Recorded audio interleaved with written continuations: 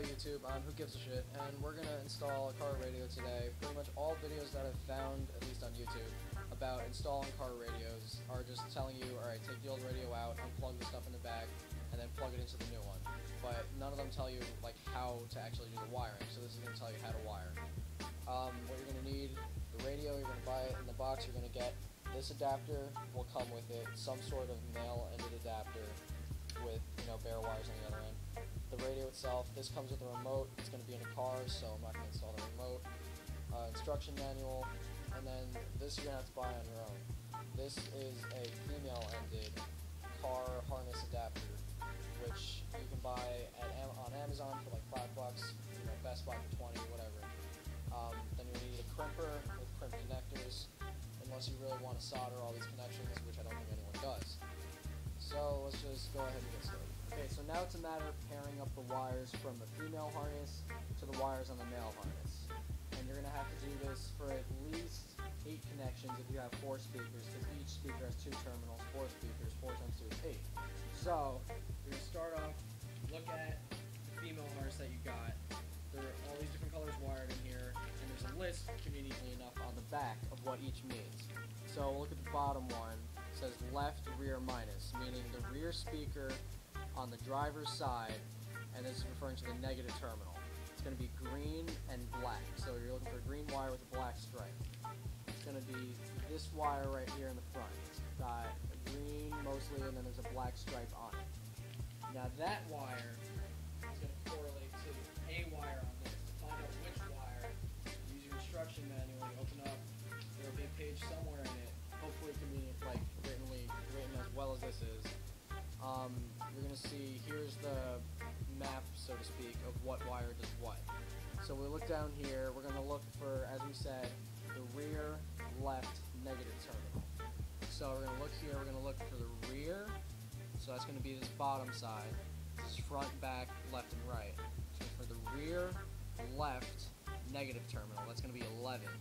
So we go down the list, and then that's 11. That's, hey, green and black, what do you know? So we take our male harness, find the green and black wire, right there, green and black.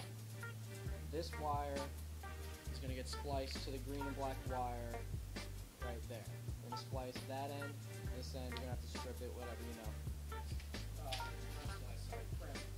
Use the crimpers, put one end in one end of these, the other end of the female harness into the other end, crimp them, and repeat for the 8 speaker connections. Okay, so here we have the female adapters.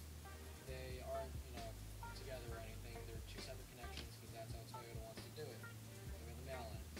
So you're going to take your green and black for the negative terminal, and you're going to take this green and black, and you're going to wind up connecting these together through a crimp.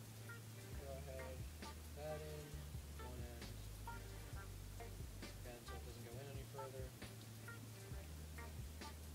Crimp that, black and green down, go lightly this time, snap it, give it a little tug, make sure, okay, that is not in there. I see, this is mostly plastic, metal doesn't start till up here, so make sure when you crimp that you put pressure a little further up the neck as opposed to right on the end. As you can tell, I don't do much crimping. So yeah, just put that back in there. That, crimp the metal, not the plastic. Hopefully you won't cut through the metal. There you go. Now you give it a little tug, okay, that's not coming out. And same thing for the other side. Twist, then feed it in, and run. There. Now these wires are connected inside each of these crimpers, a little piece of metal. Kind of see it, I think, maybe, I don't know. Plastic outside, metal inside, conducts. And there you have, some cars come pre-grounded, if not, they give you this black cable with a extension on the end like this. You have to put this end to some metal part of the car. You put a screw through here into the metal of the car, bare metal, no paint, no nothing. This is just a ground device. show you real quick, this is what a good crimp looks like. You got violet and black going to violet and black, and you want to crimp about that far up the neck. Okay, another thing you're going to wind up noticing is that they pair a certain color and then a certain color with a black stripe to those speakers, at least with this radio. So, for example, 13 is violet with black stripe, and 12 is just violet. That's for 13 is negative on one speaker, positive on the other. And then green with black stripe is 11, green is 10, so that's for the rear right speaker, or rear left speaker rather. So if it has a black stripe, negative, which makes sense since red is usually positive, black's negative. And then the solid color would be the positive terminal. For some of the connections, such as down here we have 15 yellow, connect to the constant 12 volt supply terminal. This is going to correlate to the yellow one up here because that's from the battery, the 12 volt battery. That will always, as long as you have an accessory mode in your ignition, you know, you turn it once, it goes to accessory, you turn it the next time, it goes to on, you turn it the next time. That's when the ignition, the spark plug goes and everything like that for your key ignition in the car. So you're going to connect the yellow one to that. And then here you have the red is going to the ignition.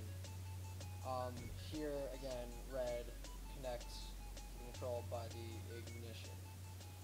So those are pretty much that. There's a blue and white wire right here, labeled conveniently enough for system remote control. Again, not going to be doing that because I'm not using a remote. This goes to the battery, this goes to the ignition, doesn't matter because these correlate. Here's the other harness to the red and the yellow here. This big long black wire goes to the ground, which my car is already pre-grounded from having a radio in it already, so I'll just have to attach it to this black wire because this will lead into the wiring that's already on the car, which will eventually then lead to the ground. So you're going to have, you may or may not, depending on your model radio, again, this is a Pioneer, who gives a fuck, so we're going to have some extra wires left over, but